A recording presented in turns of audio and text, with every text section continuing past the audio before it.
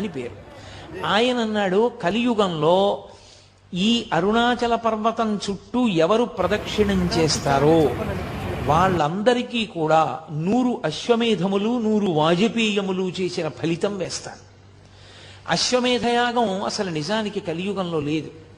కలియుగంలో అశ్వమేధయాగం సంకల్పం చెయ్యడానికి అధికారం లేదు, చెయ్యకూడదు. ఎందుకంటే నిషేధింపబడింది.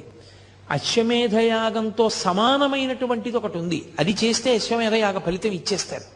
వాడు అశ్వమేధయాగం చేశాడు అని ఫలితం ఇస్తారు. ఏదది? అనాథ ప్రేత సంస్కారం.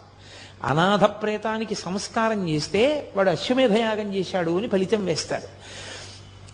100 అశ్వమేధయాగముల యొక్క ఫలితాన్ని గిరి ప్రదక్షిణం చేసిన వాళ్ళకి వేస్తానన్నాడు.